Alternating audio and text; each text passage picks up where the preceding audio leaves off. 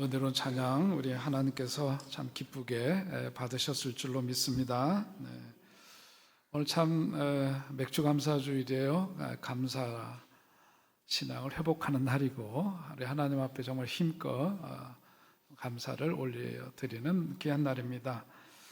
우리 예수님의 질문을 주제로 해서 말씀을 보고 있는데 오늘 네 번째 시간이면서 오늘 감사절이기 때문에 복음서에 나오는 예수님께서 하신 질문과 이 감사절 연결해서 오늘 누가복음 17장 나병 환자가 등장하죠. 10명의 나병 환자가 예수님께 나와서 고침을 받고 그 가운데 한 사람이 주님께 와서 그 감사를 표했을 때 그 나머지 9은 어디 있느냐 예수님께서 물으시는 그 질문의 내용을 가지고 오늘 말씀을 전하려고 합니다. 오늘 말씀을 보면서 옛날 생각나는 거 하나는 우리 어렸을 때 마을에서 제일 좀 무서운 사람이 있어요. 가끔가다 나타나는데 어떤 분이 제일 무섭냐면 상위용사분들 제일 무섭습니다. 되게 상위용사분들이 나라를 위해서 희생하셨기 때문에 나라에서 이렇게 잘 보호해드리고 위해드려야 하는데 지금은 달라졌지만 옛날엔 그렇지 못했단 말이죠. 그래서 이 손이 없는 분들은 갈고리 같은 거 이렇게 있는 거 보이고 목발 짚고 뭐 이러면서 여러분들이 함께 다니면서 집집마다 다니면서 이렇게 도움을 청하고 그러는데 좀 이렇게 무섭고 때로는 좀 사나운 모습도 보이시고 그랬습니다. 또 한편으로 무서운 대상이 있습니다. 어쩌다 있는 일이지만은 마을에 나병 환자가 나타났다 그러면은 이게 이제 막 다 집으로 꼭꼭 문 닫고 숨죠. 그러면서 어른이나 애들이나 멀리서부터 뭐가 이렇게 뒤집어 쓰고 있는 그 나병 환자들 향해서 돌을 던지기도 하고 못되게 물러가라고 떠나라고 소리를 지르는 모습 어렸을 때 본 적이 있습니다. 어른에 대해서 생각해 보면 참 우리 어른들이 뭐 이렇게 못됐나 그런 생각이 들고 애들이 그렇게 못되게 굴면 이놈들 그러면 안 된다. 저분들도 다 같은 사람이고 우리 아픈 사람들 우리가 위해줘야 된다. 그렇게 좀 말하는 어른들이 계셨다면 얼마나 좋았겠나. 그런 생각이 어른이 되어서 듭니다만은 어렸을 때 보면 철없는 애들이나 어른이나 아픈 사람 더 아프게 하는 그런 모습 보고 우리가 자랐습니다. 지금은 또 어떤가 생각해 보면 지금도 사람들의 본성은 달라지지 않았기 때문인지 거기서 그냥 그렇고 그렇다 생각이 들어요. 몇 해 전에 일이 기억이 나는데 가양동인가 거기에서 장애인들을 위한 장애아들을 위한 이제 특수 학교를 설립을 하려고 하는데 마을 주민들이 들고 일어났습니다. 체육관인가 모여서 이제 공청회인가를 하는데 뭐 혐오 시설이 들어온다고 극구 반대를 하는 거예요.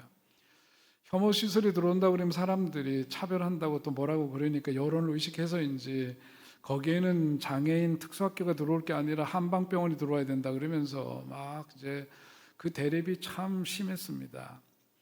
나중에 보면 이제 언론을 통해서 보도된 그 현장 사진을 보면 장애아들을 둔 그 부모들의 마음이 얼마나 힘들고 아픈지 거기에 있는 주민들 앞에서 다 무릎을 꿇었어요. 그러면서 눈물을 줄줄 흘리면서 우리 아이들을 위해서 학교 설립하게 해달라 그렇게 호소하는 장면을 보면 그 모습이 여러 해가 지났지만 마음속에 남는 그런 아픈 사진 가운데 그런 모습 가운데 하나입니다.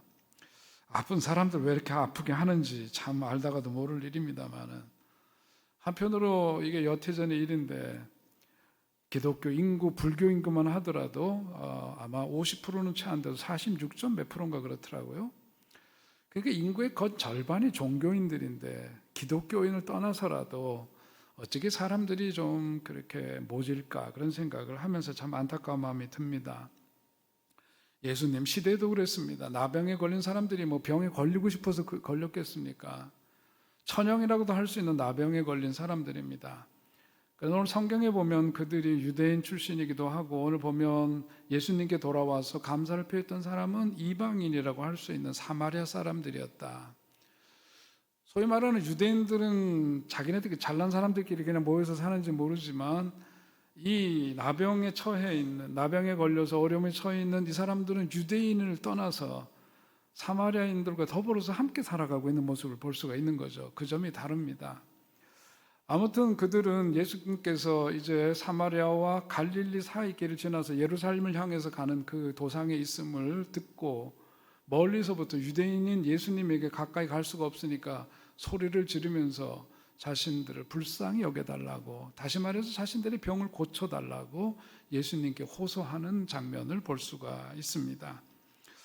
자, 그런데 예수님께서 그들의 호소를 경청하셨고, 그래서 그들에게 그들의 병을 고쳐주기 위해서 말씀하신 것이 다들 와라, 가까이 와라, 그리고서 만져주고 뭐 어떻게 해서 그 자리에서 병을 고쳐주신 게 아니라 제사장에게로 가라, 그렇게 말씀하셨습니다. 그것은 다른 뜻이 아니라 나병에 걸린 사람들이 고침을 받으면 그것을 제사장에게 가서 꼭 확인을 받아야 하고, 그 확인을 받은 이후에야만 사회로 복귀를 할 수가 있고 자기의 집으로 돌아갈 수가 있기 때문입니다.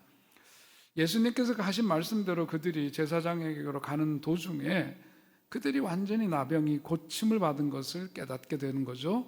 그러면서 그 가운데 한 사람은 하나님을 찬양할 뿐만 아니라 예수님께 돌아와서 자신의 병을 고쳐준 예수님께 감사를 드렸습니다.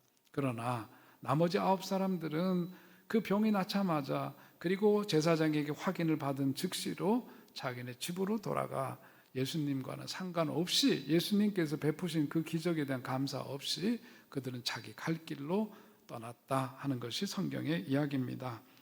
오늘 그 돌아와서 예수님에게 그렇게 감사를 표하는 그 사람을 바라보시면서 오늘 하신 말씀이 오늘 핵심 요절이죠. 17절과 18절 말씀인데 우리 함께 거기 다시 한번 읽겠습니다. 시작. 10사람이 다 깨끗함을 받지 아니하였느냐? 그 9은 어디 있느냐? 이 이방인 외에는 하나님께 영광을 돌리러 돌아온 자가 없느냐?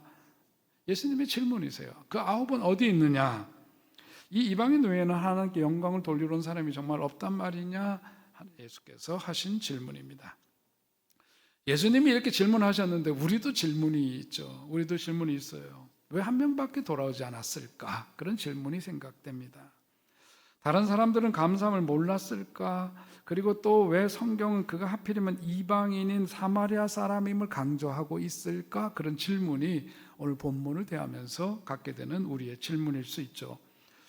예수님의 그 9사람은 어디에 있느냐 하는 그 질문이, 우리는 나병을 걸려본 적이 없어요. 이렇게 저렇게 아파본 적은 있지만 소위 말하는 문둥병에 걸려본 적이 없는 우리들이 예수님께서 하신 그 질문이 오늘 우리들에게 있어서는 어떤 의미로 예수님께서 하신 말씀일까? 그것이 오늘 본문을 대하면서 우리가 가질 수 있는 일종의 질문입니다. 자, 오늘 우리 예수님께서 보여주시고자 하시는 메시지는 분명한데, 첫 번째, 우리가 그 감사의 신앙을 갖고 살아가기 위해서 어떻게 될 거냐? 풍요에 함몰되지 않기. 저는 그렇게 개념화해서 그렇게 첫째, 감사의 조건은 풍요에 함몰되지 않기로 정했어요. 자, 오늘 우리가 살아가면서 가만 보면 종종 우리의 삶에 닥친 어떤 호기가 있죠. 아주 좋은 기회를 만날 때가 있습니다. 혹은 좋은 일에 지나치게 빠져 있게 될 때가 있습니다. 그럴 때 우리들에게 나타나는 보편적인 모습은 뭐냐 하면 감사를 잃어버린다라고 하는 거죠. 오늘 우리가 살아가면서 가만 보면 이 나병 환자 현실이 어떻게 보면 우리들한테 이렇게 크게 실감이 안 될지는 모르겠습니다. 그런데 그 시대 속으로 들어가 보면 그 나병 환자는 오늘날에 있어서는 좋은 약이 개발이 돼서 치료받을 수 있는 것에 해당이 되지만은 그때는 소위 천형, 하늘이 내린 벌이다 그랬어요. 도저히 인간의 힘으로 그것을 고칠 수가 없습니다. 그러니까 전염성을 갖고 있다고 여겨져서 철저하게 사회로부터 격리가 되었어요. 완전한 격리입니다. 삶의 모든 혜택으로부터 멀어져 있는 현실입니다. 그런 가운데서 나병이 낫게 되었다라고 하는 것은 그건 뭐 말로 표현할 수 없는 기쁨이고 축복이 아닐 수가 없는 거죠.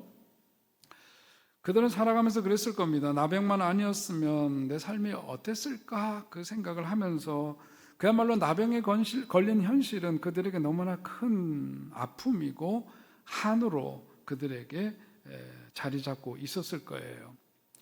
그런데 예수님 말씀이 그것을 해결해 주시겠다 그런 겁니다. 그 말씀을 듣지 않을 수가 없죠. 그래서 제사장에게로 갔어요. 가는 도중에 그들의 병이 나았습니다. 그런데 그 일이 있고 나니까 그야말로 지체 없이 그들은 그들의 가족에게로 돌아갔다. 예수님에게 오지 않고 자기 갈 길을 갔다라고 하는 이야기입니다.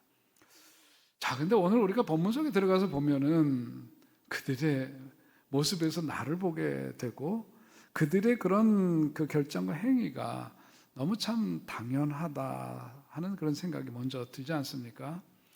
여러분, 우리가 어디 몸이 아파서 병원에 입원했다 할지라도 병원에서 입원했다가 나오면서 이제 병원에서 이제 퇴원을 했으니 이 감사한 마음을 가지고 교회 가서 하나님 앞에 기도하고 가야 되겠다, 이런 사람 있어요, 없어요? 저도 옛날에 수술 받은 적이 있는데 그 생각은 못했어요. 빨리 집에 가서 아이고 이 병실에서 나와가지고 집에 가서 식구들하고 좀 편안하게 누워 있어야지 하는 생각은 가졌어도, 여러분, 자기 아픈 거 나았다고 해서 혹은 병원에서 퇴원했다고 해가지고 다른 거 다 제끼고 교회 가가지고 예배드리고 하나님 앞에 감사드리고 이렇게 가야 되겠다, 이런 경우들은 드뭅니다. 오늘 그러니까 그런 점에서 보자면은 여기에서 이 9명의 나병 환자들이 고침을 받은 다음에 제 갈 길로 그냥 가버리고 예수님이 행하신 그 기적의 결과임을 그냥 그들은 잊어버린 채, 의식하지 못한 채 갔다라고 하는 거 충분히 이해가 될 만한 거죠. 그런데 오늘 예수님께서 지적하시는 것은 바로 그겁니다. 그들이 그렇게 다 그냥 떠나버렸어요. 그런데 한 사람은 돌아왔단 말이죠. 감사함을 갖고 돌아온 사람이에요. 그러니까 우리들이 빠질 수 있는 함정이 어떤 것인지를 여실히 보여주고 있습니다. 다시 말해서 오늘 우리가 살아가다 마음의 소원을 간절히 바라고 있는 게 있는데 그것이 이루어지고 마음의 소원이 이루어지고 성취가 되고 그 뜻을 이루게 되었을 때 우리들이 가장 빠지기 쉬운 함정은 뭐냐면은 감사함을 잊어버리고 그 기쁨 속에 그냥 빠져버리는 현실을 말하고 있는 겁니다. 삶이 주는 편안함이라든지 혜택이라든지 그것을 누리는 그 기쁨에 빠져들면 들수록 우리들은 뭐에 대해서 무감각해지느냐? 감사에 대해서 무감각해지는 거죠. 자기 마음이 간절히 소원했던 것들이 이루어지는 그 기쁨 속에 빠져서 다른 것들을 생각지 못하는 겁니다. 더 나아가서 이 나에게 이루어진 일이 어디서부터 왔는가에 대해서 생각지 못하는 게 보통 우리들의 모습인 거죠. 오늘 가만 들여다보면 예수님께서 이렇게 은혜를 베풀었는데 아유 이 배은망덕한 놈들, 은혜도 모르고 와서 감사할 줄도 모르고 섭섭해서 하시는 말씀일까요? 그런 게 아닐 거예요. 왜냐하면 예수님은 우리가 누군지 너무 잘 아세요. 예수님은 우리들이 얼마나 많은 죄성을 갖고 있고 우리가 얼마나 배은망덕한 존재인지 예수님 다 알고 계십니다. 우리들이 어떤 식으로 살아가는지 너무 잘 아시는 분이세요. 그러니까 이걸 가지고 괜히 좀 섭섭한 마음에서 하시는 그런 말씀이 아닐 거예요. 오히려 예수님께서는 뭐냐면 이게 나병이 고침을 받는 걸로 끝나는 게 아닌데 병이 고침을 받아서 육신의 문제가 해결됨으로써 끝나는 게 우리들의 인생이 아닌데 그 삶에서부터 새롭게 진보된 삶을 살아가려면 그 속에 어떤 고리가 있어요. 그 고리가 뭐냐면 감사라고 하는 거예요. 변화된 삶을 살아가고 진보된 삶을 살아가고 우리들이 이전보다 더 나은 삶을 살아가려면 반드시 거쳐야 되는 그 고리가 바로 뭐냐면 감사이기 때문인 거예요. 그러니까 이 감사가 빠져버린 그 인생에 있어서는 육신의 질병은 고침받았을지 모르지만 진정한 구원이 이루어진 것이 아니기 때문에 그런 거죠. 메슬로가 얘기한 대로 우리 인간은 어떤 기본적인 욕구를 갖고 살아갑니다. 그리고 그 욕구가 채워져야만 해요. 그 채워지는 욕구에도 순서가 있습니다. 가장 먼저는 생리적인 욕구가 채워져야 되죠. 먹고 사는 문제예요. 먹고 마시고 싸는 문제, 이런 기본적인 생리적인 가장 필수적인 것들이 채워져야 합니다. 그 다음에 우리들에게 요구되어지는 욕구는 안정에 대한 욕구죠. 그러니까 먹고 사는 문제 때문에 전전긍긍하다 그것이 좀 해결되면 가장 먼저 하는 게 뭐냐면 지평선 돌리고 좀 더 안전한 공간을 확보하기 위해서 애쓰는 게 그게 기본적인 욕구예요. 그 다음에 사회적인 욕구입니다. 공감받기를 원하고 누군가를 사랑하고 어떤 사회적인 관계 속에서 그 욕구가 충족이 되어야 해요. 그걸로 끝나지 않습니다. 그리고 나면 그 다음에 그 다음 단계에서 존경받기를 원하죠. 누군가로부터 내 자신의 삶이 존중받고 존경받는 그런 삶이 채워져야 해요. 그렇지 않으면 그것에 대한 목마름을 우리가 갖고 살아가는 겁니다. 그런 다음에 우리는 자아실현에 이르게 된다. 메슬로의 주장은 그런 거고 우리는 그런 점에서 쉽게 공감이 가는 말씀 이야기이기도 합니다. 오늘 예수님께서도 말씀하시는 그런 거예요. 우리의 마음의 소원이 이루어진 것, 내 욕구가 채워진 것, 바라고 원하던 것들이 이루어진 것, 그 속에 함몰되면 거기에 뭐냐면 감사를 잃어버리게 되고, 나병이 갖고 있는 특징이 뭐냐면은 무감각해진 거거든요. 코가 떨어져 나가도 느끼지 못하고 손가락 마디가 떨어져 나가도 느끼지 못하는 거예요. 무감각해진 겁니다. 예수님이 원하시는 것은 뭐냐면은 육신의 질병 고침받는 거, 그게 너희들의 인생 전부 아니다. 그리고 그 기쁨 속에 함몰되면 감사를 잃게 되고, 감사를 잃어버린 삶은 그 다음에 더 나은 삶으로의 진보가 이루어질 수 없다, 그 점을 말하고 있는 겁니다. 그래서 우리가 그 첫 번째 감사의 조건은 뭐냐면 내게 주어진 풍요에 함몰되지 않는 것, 그것이 첫 번째예요. 두 번째는 뭐냐면 우리 주위를 돌아보는 겁니다. 내 자신의 삶 속에서 이룩한 것들을 혼자 힘으로 달성했다라고 하는 생각을 갖게 되면 우리는 그 감사한 마음을 소위 잃게 되는 거죠. 오늘 본문을 들어가서 가만 보면은 그렇습니다. 예수님께서 직접 고쳐주신 게 아니라는 것을 우리가 알고 있죠. 어떻게 했어요? 제사장에게 가서 보이라 그랬습니다. 가는 도중에 병 고침을 받았습니다. 그 시간이 있는 거예요. 그 과정이 있는 거예요.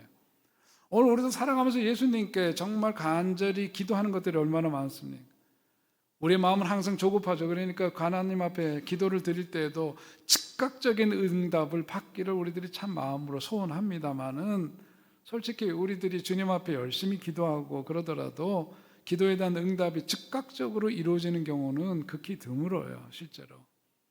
왜냐하면 그 응답이 내 삶 속에서 이루어지는 데 있어서는 그 주권을 누가 갖고 계시는, 주님이 절대적으로 갖고 계실 뿐만 아니라 그 어떤 그 필요로 하는 시간들이 있는 거죠. 그 과정이 있기 때문입니다.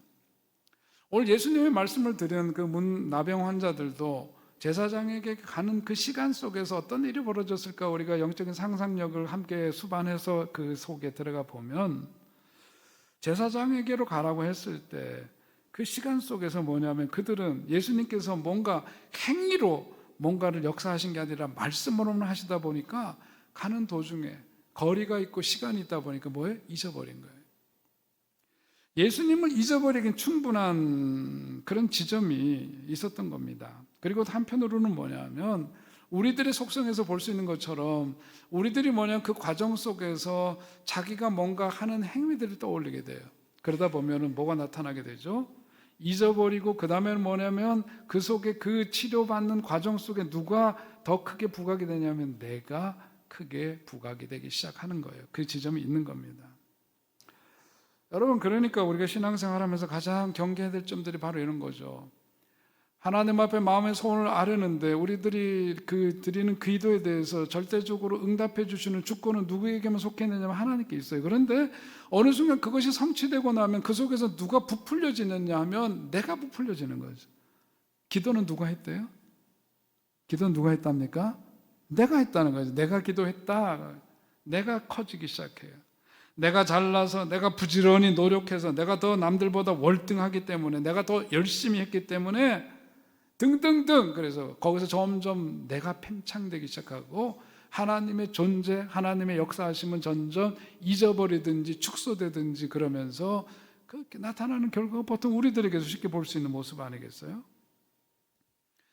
여러분, 그러니까 오늘 우리 신앙생활 하면서 예수님께서 오늘 이 나병 환자를 고치시면서 보여주는 이 사건은 오늘 우리들의 일상 속에서 가장 빠지기 쉬운 그 함정을 보게 해주는 참으로 귀한 말씀이 아닐 수가 없는 겁니다.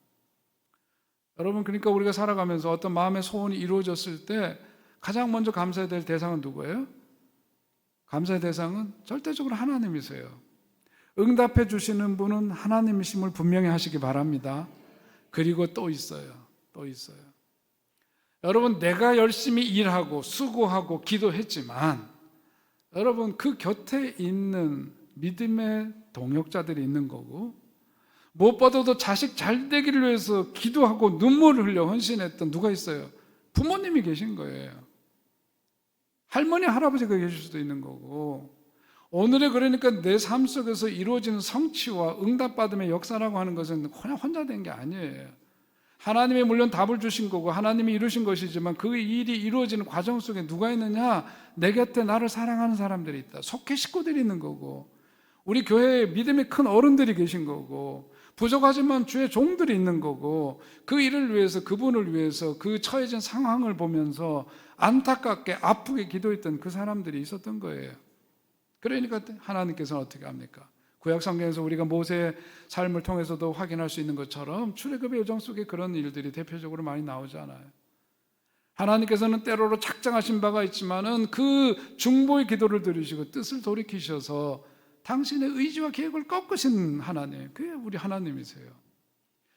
하나님이 단단히 마음 잡수시고 이렇게 전원석은 이렇게 다뤄야 되겠다고 생각하셨지만 중보하는 이들을 통해서 하나님께서는 때로 그 뜻을 돌이키시기도 하고 좀 더 훗날 주시기로 작정하셨던 것을 중보를 통해서 시간을 앞당겨 우리들에게 허락해 주시기도 하고 하는 짓은 못나고 못됐지만은 그야말로 중보하는 여러 사랑하는 이들을 통해서 측은지심으로 긍휼히 여기셔서 하나님께서 그를 향한 마음을 바꾸시는 그런 일들도 얼마나 많이 있느냐 그 말이에요.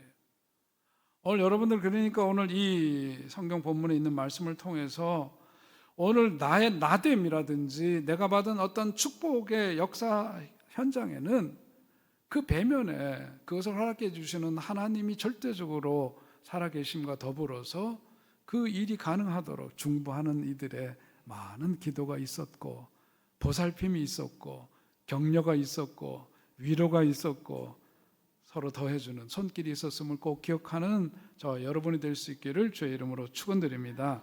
그것을 잊어버리면 소위 그야말로 배은 은혜를 저버리고 망조가든 인생을 살아가는 삶이 되고 마는 거죠. 조금 차원을 달래서 다르게 보면 우리가 세상 속에 살아가면서 그렇습니다. 저는 워렌 버핏이라는 분 참 대단한 분이라고 봐요. 우리가 잘 아는 대로 그분은 세계적으로 아주 대단한 투자가로 알려져 있는 분입니다. 그런데 제가 버락 오바마 미국 대통령을 지냈던 오바마의 담대한 희망이라고 하는 그의 자서전을 보니까 거기에 저 워렌 버핏에 대한 얘기가 나와요. 야, 저분이 참 대단한 사람이 훌륭한 사람이구나 하는 대목을 거기서 발견했는데 어떤 내용이냐면 이런 겁니다.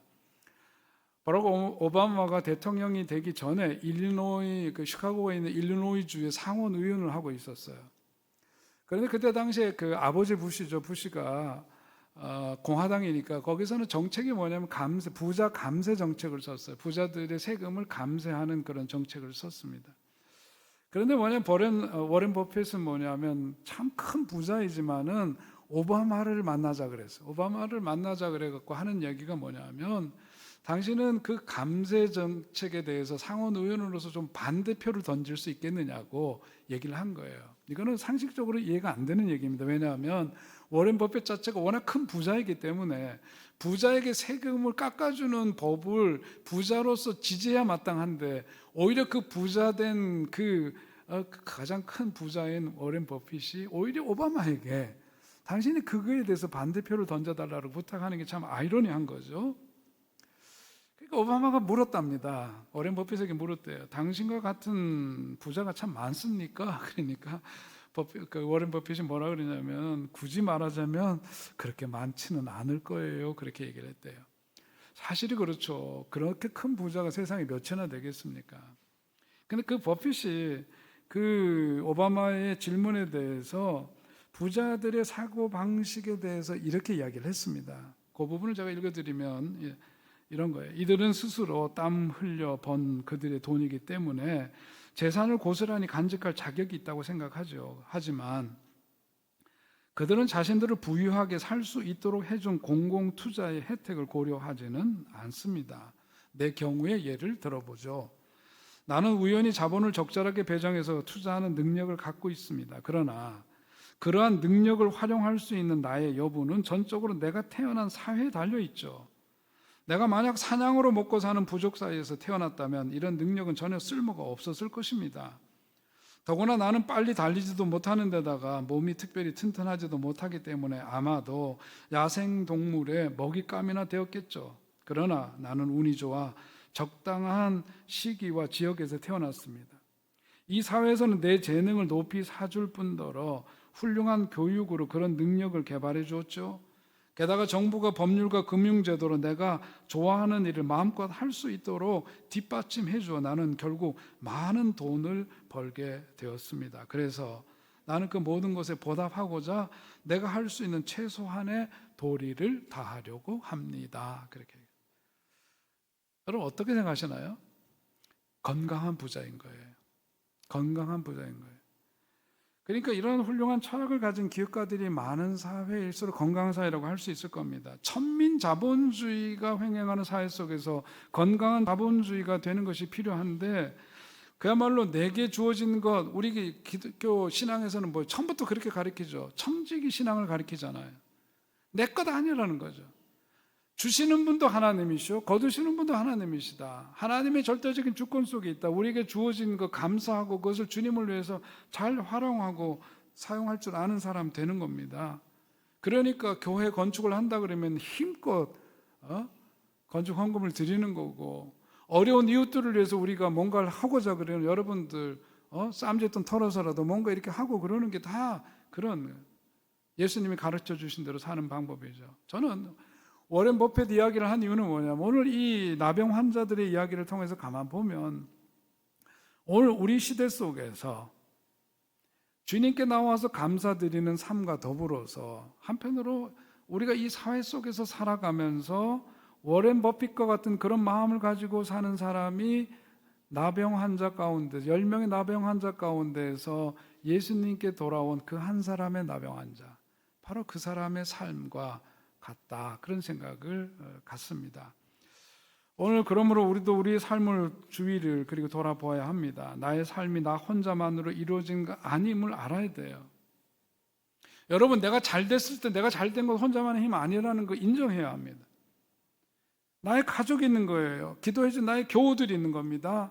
나의 이웃과 더불어서 살아가는 어떤 사회적인 이런 조건과 이런 환경들이 있었기 때문인 거죠. 그리고 대한민국이라고 하는 이 나라에서 태어났기 때문에 또 가능한 일이고 그렇습니다. 그것을 깨닫게 될 때 우리는 비로소 돌아오지 않은 9명의 나병 환자가 아니라 가던 길을 돌이켜서 예수님에게로 돌아와 감사를 표한 그 한 사람으로 살아갈 수 있을 거예요. 오늘 우리 모두가 그 길을 택하고 그런 삶을 통해서 누리는 기쁨과 감사가, 그런 축복이 늘 가득한 삶이 되시기를 주의 이름으로 축원드립니다. 끝으로 오늘 말씀은 감사의 조건 세 번째는 뭐냐면 겸손입니다. 겸손이에요. 자신의 능력에 대한 자만은 우리로 하여금 감사를 잃어버리게 만들죠. 오늘 성경이 강조하는 것은 그 10명의 나병 환자들 가운데 유독히 돌아와서 감사를 드린 사람은 이방인이라고 할 수 있는 사마리아 사람이었다는 점을 강조하고 있습니다. 사마리아 사람은 유대 사람들에 비해서 자신의 비천한 처지를 인정하고 겸손하게 살아가는 사람들의 어떤 한 상징이라고도 볼 수 있을 거예요. 오늘 본문에서 굳이 사마리아 사람의 감사를 강조하는 것은 한편으로 보자면 그렇지 못한 유대인들에 대한 경고일 수도 있고, 그러면서 오늘 우리를 향한 주님께서 주시는 말씀인데, 여러분 끝으로 집중해야 될 말씀이 있어요. 그게 뭐냐면 바로 내 믿음이 너를 어떻게 했대요? 구원하였느니라. 오늘 말씀 속에서 이 말씀이 핵심 요절 가운데 하나입니다. 내 믿음이 너를 구원하였느니라. 진정 감사가 없으면 옛날의 삶으로 돌아갈 수밖에 없다는 거고, 진정한 구원에 이르를 수가 없다. 구원이 뭐예요? 구원에서 얘기할 때 그냥 보편적으로는 구원이라고 하는 것이 예수가 그리스도심을 믿어 우리가 이 땅에서 살다가 죽으면 천국 간다라고 하는 거 구원이라고 말합니다. 옳습니다.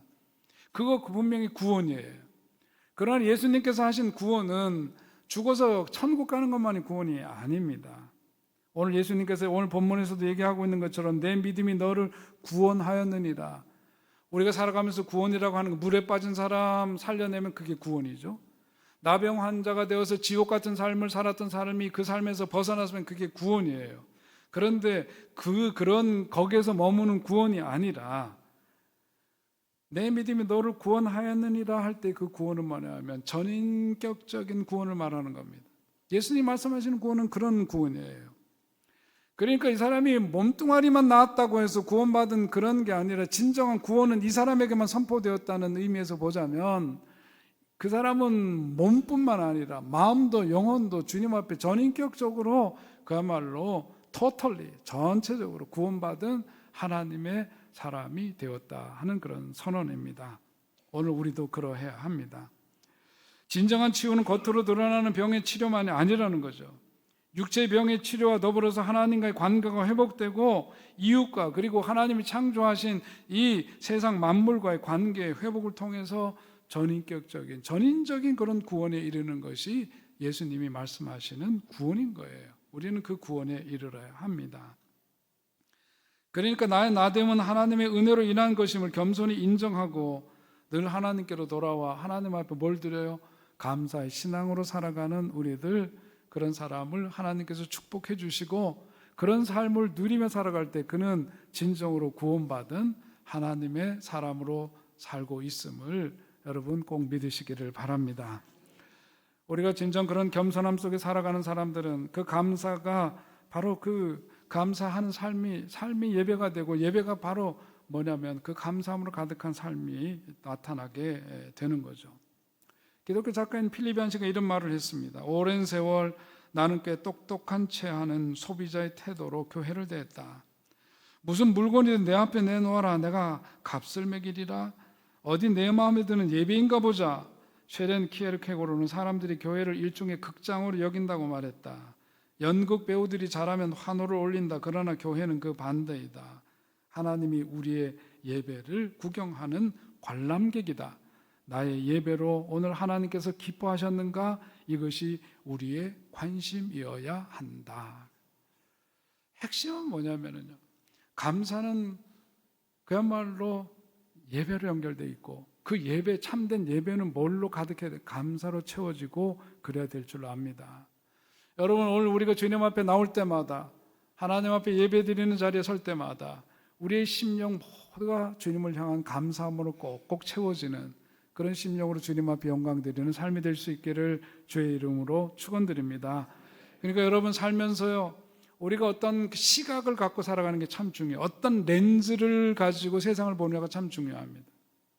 감사라고 하는 렌즈를 가지고 세상을 바라보면 세상이 그렇게 아름답고 그렇게 정말 감사의 조건이 더해가는 삶을 누리게 될 거지만은, 감사가 식어져 버리고 감사가 메말라 버리는 그 인생은 재미없는 인생이에요. 감사를 잃어버린 삶은 팍팍한 인생, 하나님이 주신 축복도 누릴 수 없는 그런 인생 되고 많은 겁니다. 그래서 우리가 정말 이 살아가면서 감사의 시각을 갖고 살아가는 게 좋은데, 송명희 시인의 나라고 하는 그 시를 오늘 여러분 많이 아실 텐데 말이죠. 송명희 시인은 잘 아는데 1급 장애인이고 뇌성마비 환자입니다. 그래서 그야말로 그 보통 때에도 몸을 찌르는 듯한 고통 때문에 굉장히 힘들어하고, 그러면서 글자 한 글자를 쓰기 위해서 온 힘을 기울여서 그 음절 하나하나를 그렇게 써야 하는 그런 고통 속에 사는 분인데, 그분이 지은 시 나라고 하는 시인데요, 우리 찬양으로도 잘 알려져 있는데 우리 함께 좀 여러분 이 시간 같이 부르면서 의미를 마음속에 좀 새겼으면 좋겠습니다.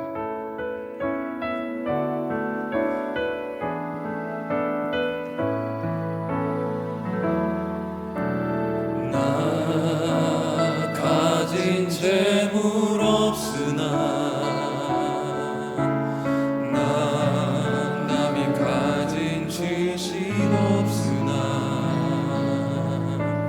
난 남에게 있는 건강이 있지 않으나 난 남이 없는 것 있으니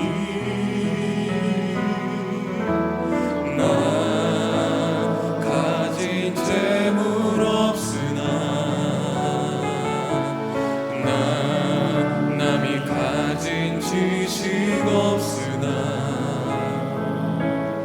난 남에게 있는 건강이 있지 않으나 난 남이 없는 것 있으니 난 남이 못 본 것을 보았고 나 남이 듣지 못하는 성 들었고 나 남이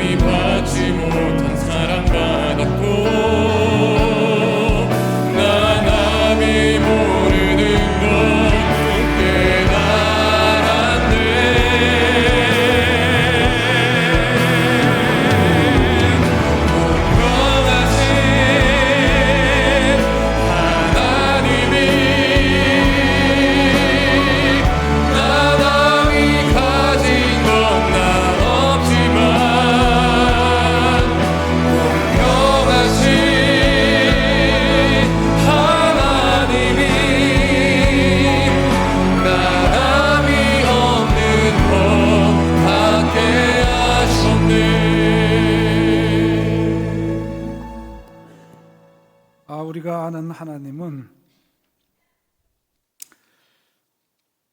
공평한 것 같지 않으신데 뇌성마비로 순간순간 고통 속에 살아가는 이분은 어떻게 공평하신 하나님이라고 고백할 수 있을까? 나는 내게 없는 것에 주목하면서 툭하면 원망도 하고 불평도 하고 마음이 불편해서 어쩔 줄 모를 때도 많고 그런데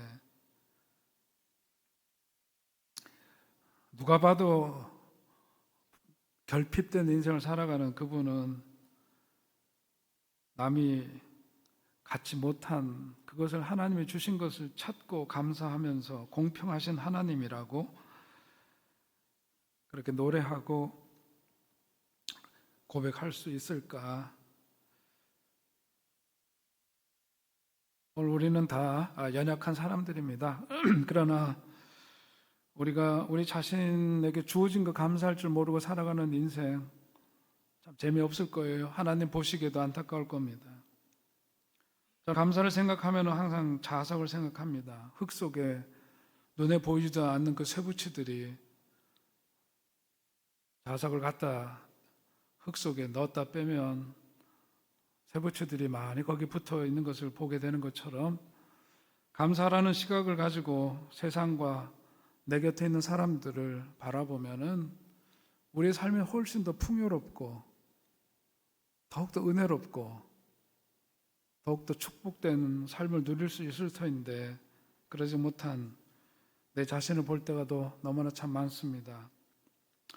오늘 주님께서 저와 여러분에게 말씀하십니다. 9사람은 어디에 있느냐 묻습니다. 이 질문은 우리로 하여금 나병을 치료받고도 진정한 하나님의 사람으로서의 그 삶을 회복하지 못한 채 살아가고 있는 그런 9사람으로 돌아가지 말아라. 그렇게 살아가지 말아라. 그리고 예수님께로 돌아와서 감사함으로 온전한 구원의 삶을 이 땅에서도 누리고 이 땅을 떠난 이후에도 주님과 더불어서 영원한 그런 복락을 누리는 삶으로 우리를 초대하시기 위한 질문인 줄로 믿습니다. 내 개인의 어떤 편안함과 기쁨의 조건들 속에 너무 빠져서 우리의 감사가 무뎌지지 않게 되기를 바라고 나의 나됨이 하나님과 다른 사람의 은혜로 도움으로 이루어진 것임을 잊지 않는 우리가 되어야 할 줄로 믿습니다. 늘 하나님 앞에서 겸손함을 잃지 말고 언제나 예수님께로 돌아와서 진정한 하나님의 사람으로서 살아감으로 그야말로 온전한 구원을 이루는 한 사람으로 살아가도록 결단하는 우리가 될 수 있기를 주의 이름으로 축원드립니다. 존귀하신 주여, 우리들의 마음 가운데 식어져 버리고 메말라 버린 그 감사의 마음, 그 신앙이 다시금 되살아나게 하시고 하나님, 나의 노력과 기도와 헌신 때문이 아니라 그 기도를 들어주시고 화답해 주신 주님이 계시고